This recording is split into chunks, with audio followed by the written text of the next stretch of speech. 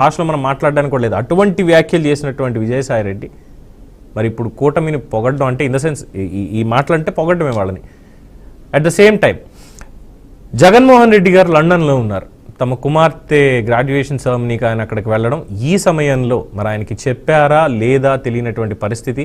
ఆయన మొత్తానికి good bye చెప్పేశారు. అంటే దీన్ని ఏమనుకోవాలి?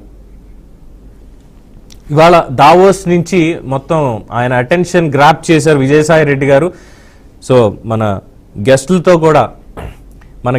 కూడా దీని మీద ఇవాళ డిస్కషన్ మనం చేయాల్సినటువంటిది. సో మనతోటి అందుబాటులో ఉన్నారు ఇదే అంశానికి సంబంధించి, అలాగే దావోస్కి సంబంధించి కూడా కాస్త మాట్లాడడానికి తెలుగుదేశం పార్టీ నుంచి బాలగురుస్వామి గారు, అలాగే గజేంద్ర గారు వైఎస్ఆర్సీపీ ప్రతినిధి, సిఏ నేతి మహేశ్వరరావు గారు ఆమ్ ఆద్మీ పార్టీ నుంచి. అందరికీ నమస్కారం అండి. ముఖ్యంగా గజేంద్ర గారు, ఏంటి షాక్ ఏంటి అసలు? విజయసాయి రెడ్డి గారు వైఎస్ఆర్సీపీని వీడడం ఏంటి? అందులోనూ జగన్మోహన్ రెడ్డి గారు లండన్లో ఉన్నప్పుడు మీకేమన్నా ఇన్ఫర్మేషన్ ఏమైనా ఇచ్చారా? అంటే పార్టీ వాళ్ళకి చెప్తారు కదా ముందు, నేను వెళ్తున్నానిక రాజకీయాల్లో ఉండను అని, అలాంటిది ఏమైనా చెప్పారా మీకు? In the sense me party వాళ్ళకి ముందే దీని గురించి ఏమైనా తెలుసా?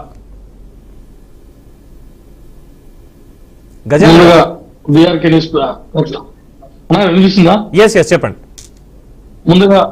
ముందుగా బీఆర్కే న్యూస్ ప్రేక్షకులందరికీ, అదేవిధంగా ప్యానల్ పెద్దలందరికీ కూడా నమస్కారం తెలియజేసుకుంటూ, ఈరోజు విజయసాయి రెడ్డి గారు రాజీనామా అనే అంశం యావత్ రాష్ట్రంలోనూ పాటు పార్టీలో ఉన్నటువంటి మాకు కూడా చాలా తీవ్ర దిగ్భ్రాంతి కలిగించింది.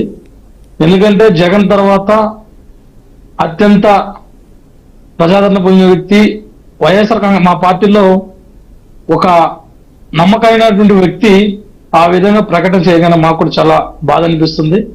మరి ఆయన ఎందుకు చేశారు, ఎటువంటి పరిస్థితులు ఉందని క్లియర్ గా కూడా మెన్షన్ చేయడం జరిగింది. కాబట్టి ఆయన అది పూర్తిగా ఆయన వ్యక్తిగతం, దాని గురించి మనం మాట్లాడుకోవడం. ఎందుకంటే ఆయన ఎక్కడైనా క్వశ్చన్ మార్కులు పెట్టుంటే మనం నెక్స్ట్ ఏందని మాట్లాడుకునేది బాగుంటది. డెఫినెట్ గా. అంటే మీరు అనడంలో తప్పులేదు గజేంద్ర గారు, మీరు ఆ మాట అనడం తప్పులేదు, మీ అభిప్రాయాన్ని నేను గౌరవిస్తాను.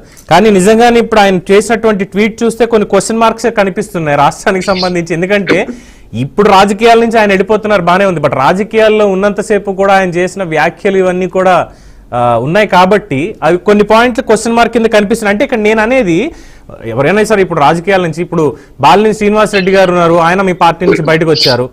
అలాగే ఆళ్ల నాని గారు ఉన్నారు, ఆయన పార్టీ నుంచి బయటకు వచ్చారు. మోపిదేవి గారు కావచ్చు, ఇంకొకరు కావచ్చు, పార్టీ నుంచి బయటకు వచ్చారు. వాళ్ళకంటే ఒక లక్ష్యం ఉంది, రాజకీయంగా ముందుకు వెళ్లాలనో ఇంకోటి అని చెప్పి పార్టీ వాళ్ళకి చెప్పేసి మేము ఇలా వెళ్తున్నాం అని చెప్పి బయటకు వచ్చారు. అది మీకు కూడా తెలిసినటువంటి విషయమే. అయితే ఇక్కడ విజయసాయి రెడ్డి గారికి సంబంధించి ఆయన జస్ట్ ఒక ట్వీట్ తోటి, ఎందుకంటే వారం రోజుల నుంచి సైలెంట్ గా ఉన్నటువంటి విజయసాయి రెడ్డి గారు ఈరోజు ఇంత పెద్ద ఎత్తున వైఎస్ఆర్సీపీ విమర్శ చేస్తోంది, దావోస్ లో పెట్టుబడులు రాలేదు అని చాలా గట్టిగా మాట్లాడుతున్నారు. ఈ నేపథ్యంలో అందరినీ షాక్ కి గురి చేస్తూ ఈ ట్వీట్ వేయడం, నేను రాజకీయాల నుంచి తప్పుకుంటున్నాను అనడం, అంటే పార్టీలోనే ముందుగా ఎవరికైనా చెప్పారా అసలు ఇటువంటి రోజు వస్తుంది, లేదు ఇటువంటి సిచ్యువేషన్ వస్తుంది అని ఎవరైనా ఎక్స్పెక్ట్ చేశారా అసలు? లేదు, ఇలాంటి పరిస్థితి మా పార్టీలో వస్తుందని మేము ఎప్పుడు కూడా ఊహించలేదు. బహుశా విజయసాయి రెడ్డి కూడా అనుకోకపోయి ఉండొచ్చు. ఎందుకంటే ఆయన వ్యక్తిగత విషయాల్ని మనం కూడా గౌరవించాల్సినటువంటి పరిస్థితులు ఉంటుంది. కాబట్టి ఏది ఏమైనప్పటికీ అతను నేను వ్యవసాయం చేసుకుంటాను అని మనకి ట్విట్ ద్వారా మనకి తెలియజేయడం జరిగింది. కాబట్టి దాన్ని గౌరవిద్దాం. తర్వాత ఏం జరుగుతుంది అనేది ఆ భగవంతుడికి తెలియాలి. ఆయన రాజకీయాలు, ఎందుకంటే మీరు కొన్ని అతనే విజయసాయి రెడ్డి కొన్ని అంశాలు పెట్టారు. ఇంకొక బ్రేకింగ్ న్యూస్ వచ్చినటువంటి చూస్తున్నాం. అంటే వైఎస్ఆర్సీపీలో ఏం జరుగుతోంది, రాజకీయాలకి ముగింపు అనేదే నిజంగా టైటిల్ పెట్టుకోవాల్సి వస్తుంది మీకు. సారీ గజేంద్ర గారు, ఆళ్ల అయోధ్య రామిరెడ్డి రాజకీయాల నుంచి తప్పుకుంటున్నట్టుగా ఆయన కూడా ప్రకటన చేశారు.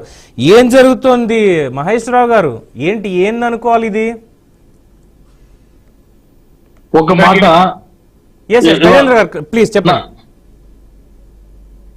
ఈరోజు గతంలో టీడీపీ 23 సీట్లకు వస్తే ఆ పార్టీ అయిపోయింది, కీల్ కథం అనుకున్నాం అందరూ కూడా. ఓకే, మళ్ళీ ఊవెత్తున ఎగసబడింది టీడీపీ, మళ్ళీ 164 సీట్లకు వచ్చింది. ఇవాళ మా పరిస్థితి కూడా ఏంటంటే పెద్ద పెద్ద నాయకులు వెళ్ళిపోయినా సరే